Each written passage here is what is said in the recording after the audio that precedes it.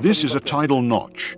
It was formed around 125,000 years ago during the last interglacial period, known as Marine Isotopic Stage 5. It stretches the length of the Sicilian coastline in the middle of the Mediterranean.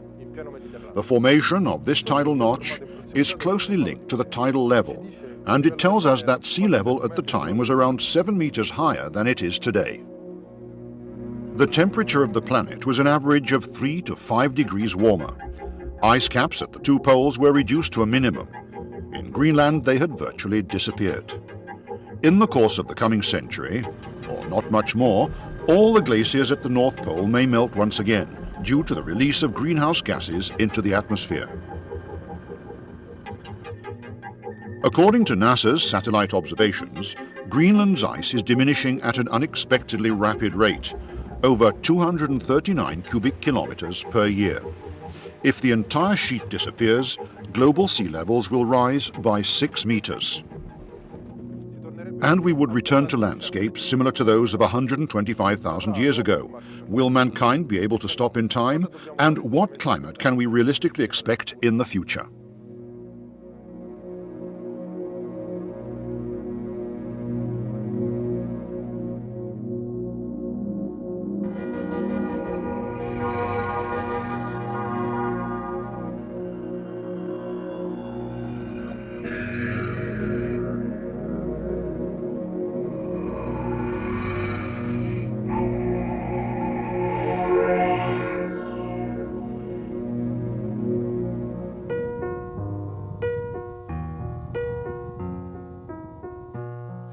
We are on Easter Island in the middle of the Pacific Ocean, an area of Polynesian cultural influence. This is the archaeological site of Kongoriki, one of the most famous sites in the world.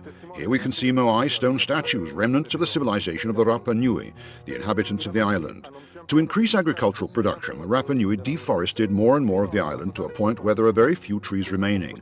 This led to the erosion of soils no longer protected from rain by vegetation, and to a reduction in agricultural production and consequently to a period of recession for the island's civilization. However, at the time there were no paleoclimatic data available, nor computers or programs able to provide indications of future scenarios.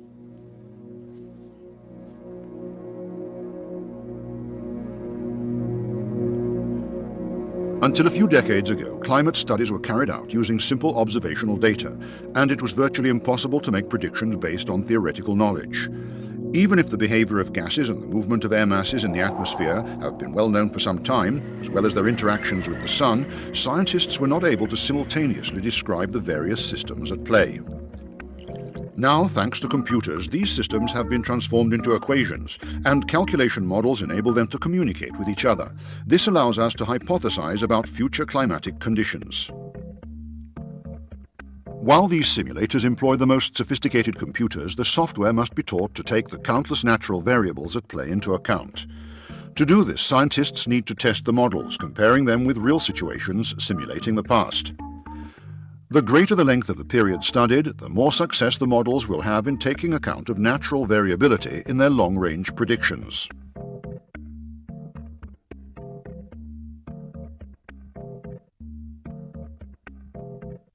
So researchers need historical data series to test their models. Satellites are able to measure environmental conditions such as the surface temperature of the sea. They have been providing this data for no more than 20 years. Ocean cruises and commercial ships cover very narrow tracts of the sea worldwide, collecting patchy information. In order to obtain long historical data series from the poles to tropical oceans, research has been conducted on so-called natural archives. These are fossilized organisms or sedimentary deposits capable of internally recording the paleoclimatic history of the place where they were formed, even for thousands of years. Research on new archives in the Mediterranean has only recently provided a significant input to the science. For example, studies on vermitids in the Mediterranean coral Cladocora, which began at the beginning of the 90s, have enabled the creation of detailed reconstructions from 1500 to the present day. Thanks to this new information, forecast scenarios are becoming more and more reliable.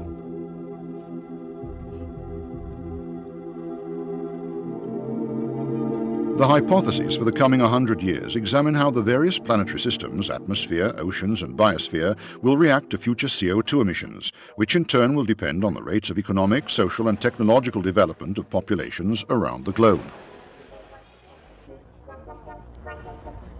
If countries worldwide continue to develop at the current rate, by 2100 there will be between 2 and 5 times as much carbon dioxide in the atmosphere, with a dramatic effect on climatic conditions.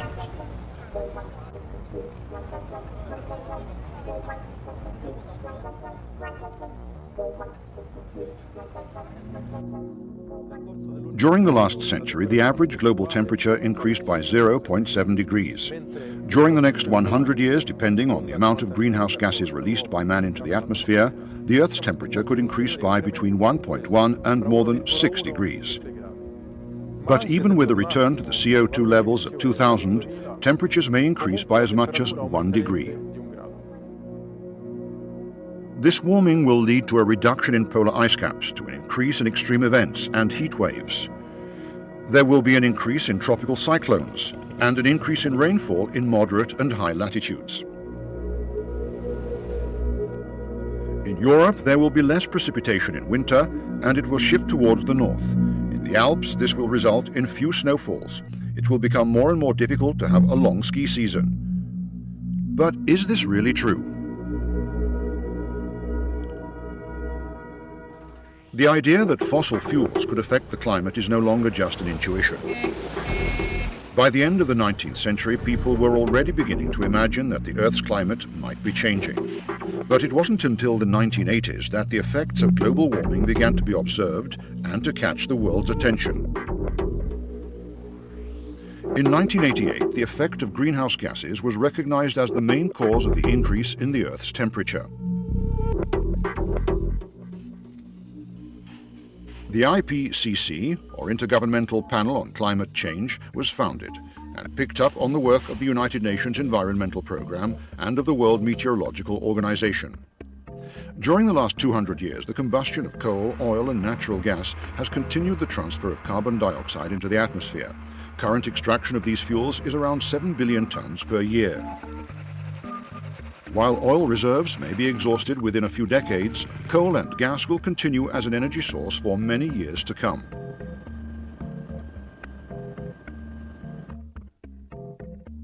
There are enough coal deposits to meet energy production requirements for the next 400 years. Over 75% of coal deposits are located in the USA, Australia, India and China. In addition, there are over 3,000 billion tons of methane hydrates, which have not yet been utilized.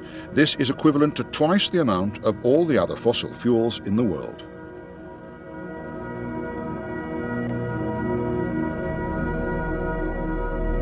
In order to reduce the emission of CO2 into the atmosphere, it will be necessary to think of more efficient methods of socio-economic development. At the current rate of industrial growth, CO2 emissions will double by the middle of the century.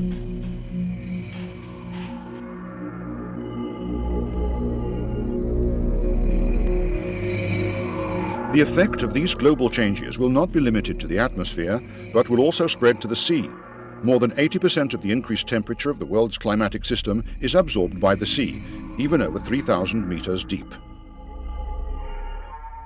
Warming results in the thermal expansion of water, contributing to the rise in sea levels, which is also caused by the melting of ice sheets. The melting of Greenland's ice sheets alone would result in an increase in sea level of more than 6 meters. With such an increase, the sea would move inland tens of kilometers in many European countries, such as Holland and Germany. In the rest of the world, millions of people would be forced to leave coastal and island settlements. Many coral atolls would cease to exist. This catastrophic process would last hundreds of years, but the 2007 IPCC report already predicts a rise in sea level of between 18 and 59 centimeters by the end of this century. These global figures cannot be easily applied in areas such as the semi-enclosed Mediterranean Sea. This basin, in fact, has a number of specific geological and hydrological features which will cause sea level differences to vary considerably within a few kilometers, moving from one area to another.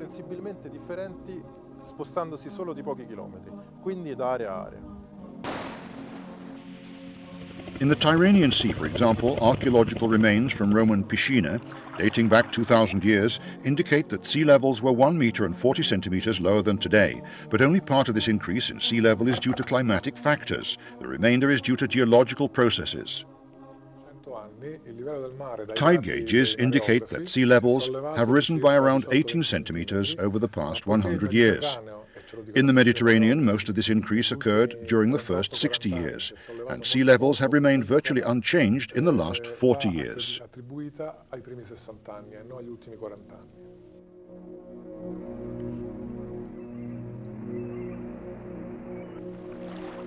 While less catastrophic forecast scenarios are still being evaluated, the increase in sea level will produce negative effects on beaches, already a precarious asset.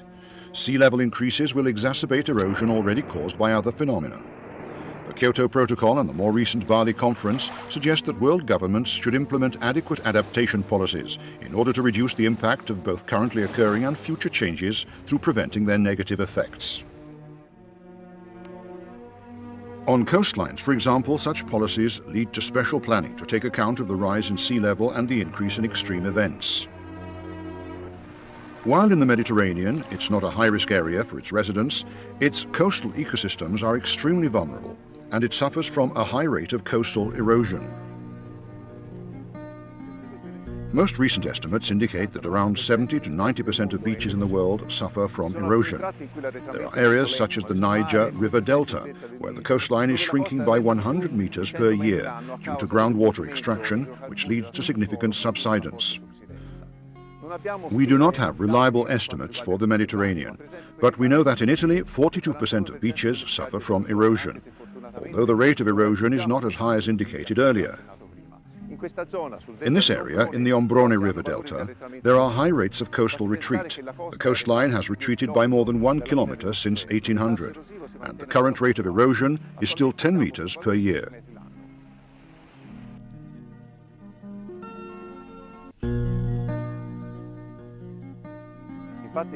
In fact, these wet areas continue to expand every year, and this is due to the erosion of the dunes, which no longer protect the coastline from marine ingression, and due to subsidence, which is very significant in this area, and which contributes to the rise in sea level. In this area, it has been calculated that the relative rise in sea level is responsible for around 30% of current erosion. In addition to the disruption caused by erosion, if sea level rises according to predictions, this will submerge many coastal plains and deltas. In the coming 100 years, around 32 of the Italian coastal plains are at risk of flooding, as well as the long coastline between the Ravenna and Trieste, which includes the Venetian lagoon.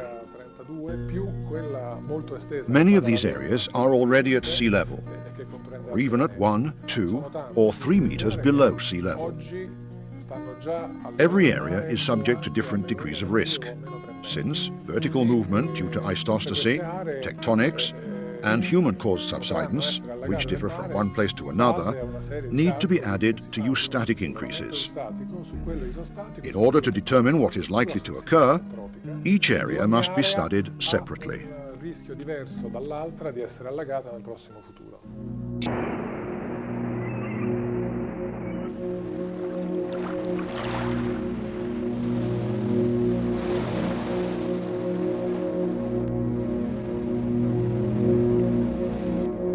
A number of groups of European researchers are working to come up with a common method for the zoning of coastal strips according to different levels of risk of marine ingression and extreme events. Risk charts analyze the morphology and the geology of the terrain. For dunes, the width of beaches and the size of low-lying areas near to shorelines are some of the factors which are studied in order to understand the susceptibility of the terrain to coastal disruption.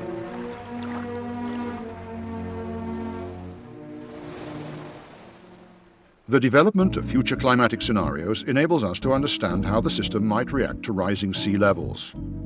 It is possible, considering different scenarios over time, to map the areas which will end up below sea level, even if they will not necessarily be inundated with water. In densely populated areas such as the Mediterranean coastline, infrastructure, tourism and agriculture could suffer considerable damage. Analyzing the usage value of soil, houses and beaches, it is possible to calculate the potential economic losses and to evaluate where and when it is appropriate to intervene and save an area. These studies help governments and authorities to understand how they can maintain the best quality and usage of their coastal systems over time. In other words, adaptation to future climatic conditions. As well as affecting physical systems, global warming will also jeopardize the world's ecosystems and the organisms inhabiting them. One of the consequences of climatic change in tropical areas is the ability of barrier reefs to survive. The increase in water temperature leads to a phenomenon known as bleaching. The symbiotic algae living inside the polyp tissues of coral are unable to survive when a temperature threshold is exceeded, usually between 28 and 30 degrees centigrade. The coral lose part of their coloration due to the presence of these algae and appear to be bleached. This phenomenon could result in the disappearance of up to 80% of barrier reefs. The increase in carbon dioxide in the atmosphere corresponds to its increase in the ocean, altering pH levels. What happens is that the CO2 is being dissolved in the oceans and forming carbonic acid. The pH or acidity is increasing, or the acidity is increasing, the pH is decreasing. And as the atmospheric CO2 levels increase, then the acidity is likely to increase. Now the oceans are very important. They actually take up about half the CO2 that's been emitted. So that's a good thing, but the bad thing for the oceans is that as the acidity increases, the ability of corals to make their calcium carbonate skeleton is decreased. This is because the carbonate ion concentration, which is an essential part of the calcium carbonate skeleton, that the concentration decreases as the acidity increases. Most coral will not be able to survive when a certain pH limit is exceeded. In the coldest seas, warming may alter the trophic chain. Species such as the great white shark and their prey, the seals, would no longer find conditions suitable for their survival.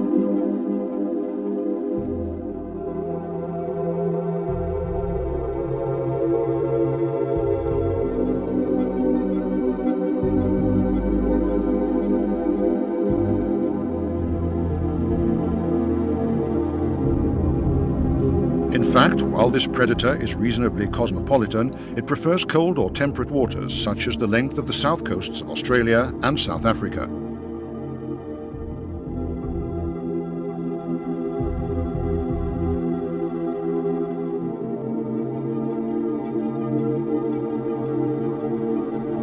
Even in the Mediterranean, warming may have significant effects on the distribution of habitats.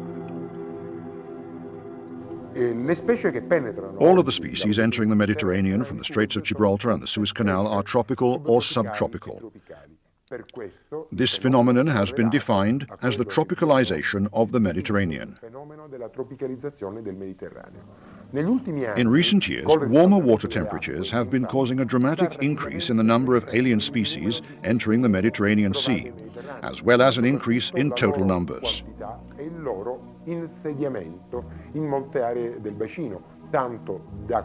These tropical species are now competing with the autochthonous species and are often caught by fishermen. There are no less than 973 alien vegetable and animal species in the Mediterranean. In particular, the migration of fish from the Red Sea has been fostered by the decrease in salinity of the bitter lakes located the length of the Suez Canal, which were previously inhospitable to nearly all life forms. Even the recent construction of the Aswan Dam has contributed to the tropicalization. The decreased flow of the Nile has permitted an increase in the salinity of the Western Mediterranean, making it very similar to that of the Red Sea. So alien species find themselves in an ideal environment.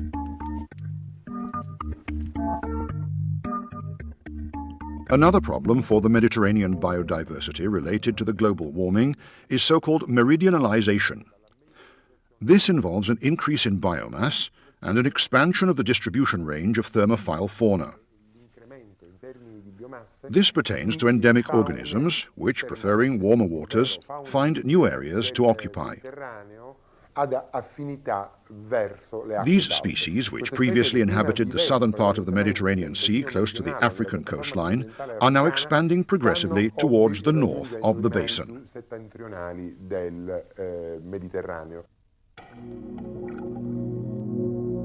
Such is the case of the parrotfish, which previously only lived in waters surrounding Lampedusa, but which is now found right up to the Tuscan archipelago, and similarly barracuda are now being fished in the northern Adriatic Sea. Mediterranean corals are accustomed to experiencing thermal stress, with strong variations in temperature within the course of the year. However, there are limits above which they cannot survive or multiply. For example, Cladocra cespitosa undergoes bleaching in temperatures above 25 to 26 degrees centigrade. Algal bloom and mucilage are other consequences of warming, and have now been unequivocally correlated with an increase in sea temperatures.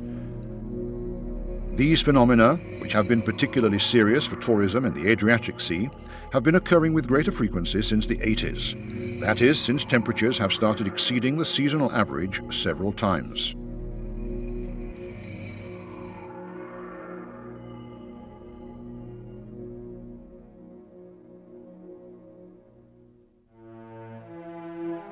The effects of warming are already having repercussions for mankind all around the globe. The government of Great Britain commissioned Nicholas Stern's work group at the Tyndall Centre for Climatic Change Research in Manchester to evaluate the possible socio-economic impacts of climate change currently occurring. The findings of the group are not in the least reassuring. An increase of just 1 degree Celsius would result in insufficient water resources for 50 million people and hundreds of thousands of victims of diseases related to warming, such as malaria. Well, in the last year, we suffer because of the drought. The wildebeest comes, and after now they come to clean the area, and we usually just accepting the drought on acceptable. But last year we have a blend of droughts because of the wildebeest, and the rain, we have never get a rain from October, and we usually get a rain in October, and after now we get rains in October, the more we get our cows get enough grass. But last year, no, we don't accept that droughts because we usually get that rain on October. So the many cows die from October to January when we get a rain from January.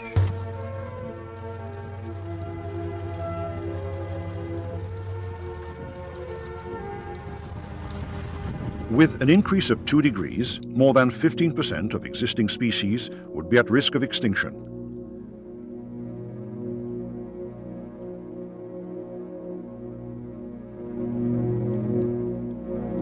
With more than 3 degrees, sea level would increase by more than 30 centimeters, forcing over 170 million people in the world to abandon coastal areas. Many areas currently above sea level would be flooded with salt water.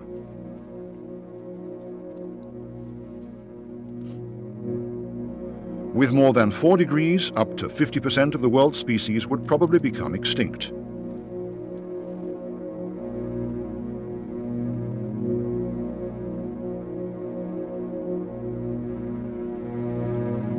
An increase of more than 5 degrees would constitute the greatest increase in temperature from the last ice age to the present day, and would result in environmental devastation.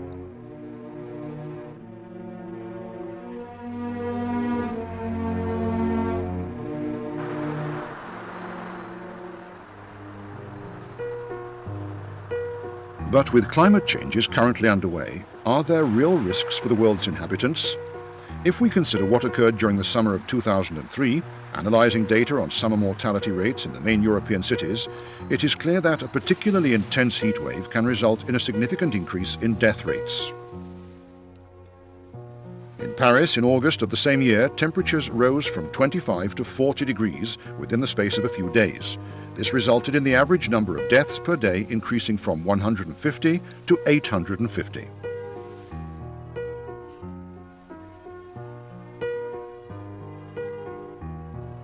Every city or geographical situation has its own differing capacity to counter extreme phenomena. This is due to the individual climatic history of each region, the adequacy of services, and the habits and practices of its inhabitants. The ability to adapt to climate change will be a crucial factor in maintaining societies and quality of life as we know them today.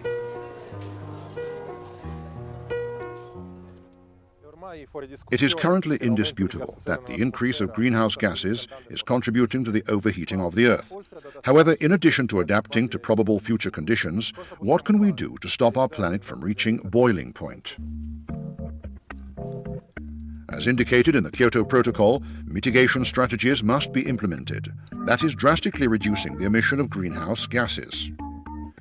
Every year, almost 50 billion tons of CO2 end up in the atmosphere. This number must be reduced, and reduced fast. Current technology could already enable savings equal to 26 billion tons per year, with industrial models consisting of reduced consumption, renewable energy sources, efficient public transport, manufacturing cleaner motors, and ecological housing. The true challenge for mitigation is in the capture and containment of CO2 released into the atmosphere from coal-fired power plants and manufacturing processes. But where could this CO2 be stored? Exhausted oil fields, non-exploitable coal fields, or sealing layers can be used for this purpose. The IPCC indicates that at least 2,000 million tons of CO2 could be stored on our planet. That is 40 times the amount of carbon dioxide released each year. Another possibility is the biological pump. The biological pump, what it is, it's a process, very simple process by which a phytoplankton at the surface of the ocean uses CO2, carbon dioxide, and this CO2 then sinks to the deep sea. Most of it is used by zooplankton and is destroyed by bacteria, but a very small fraction of it, less than 1%, is stored in the sediment. This is the biological pump, which uses CO2 from the surface and transfers the carbon in the deep sea for storage. In some areas, such as the subarctic and equatorial Pacific, which are characterized by a high concentration of nitrogen and phosphorus but low levels of chlorophyll, the primary production of phytoplankton is limited by iron levels.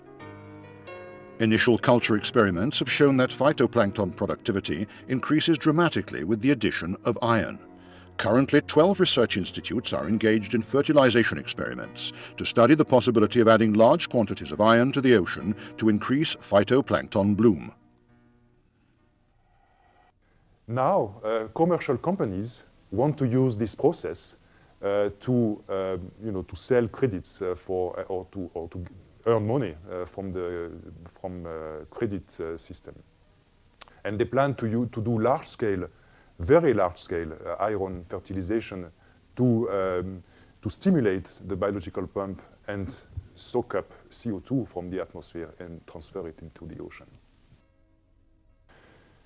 There are several problems with that, scientific problems which are not sorted out yet. The first one is that we don't know the consequences of the input of more organic carbon in the ocean. And in fact, it can be counterproductive.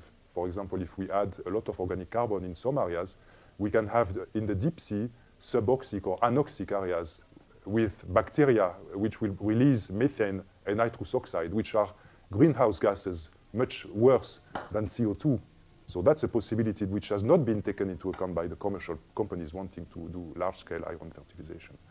Also, we know that changing the proportion of nutrients changes the quality of the phytoplankton, and this may have consequences on the food chain, on fish and mammals. This we don't know. We need to study those areas.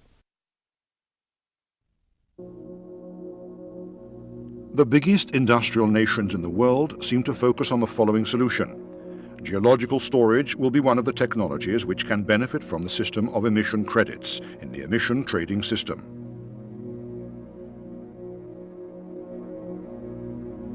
Point Carbon, the largest center for studies on the carbon dioxide market, estimates that the turnover of emissions trading will attain 34 billion euros in 2010, the equivalent of 4.5 billion tons of carbon dioxide.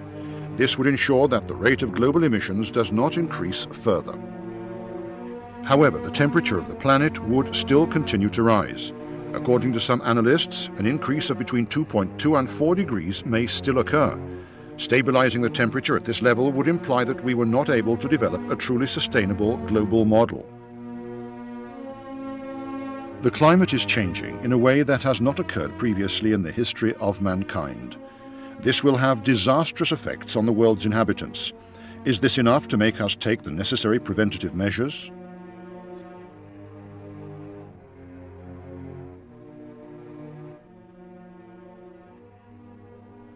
If the inhabitants of Easter Island had had access to mathematical models capable of predicting future scenarios, would they have used them? Would they have taken heed of the alarm bells? Or are human instincts for a technologically advanced future and the corresponding perceived state of well-being, even if it is short-lived, too strong for us to consider the consequences of our own actions? In other words, if the Rapa Nui had had access to computers and mathematical models, would they have saved the forest from total destruction? Probably not. However, in the 21st century, possibly for the first time in the history of mankind, we possess an adequate level of cultural awareness and the technological capability to understand how important it is for our future to save the environment in which we live.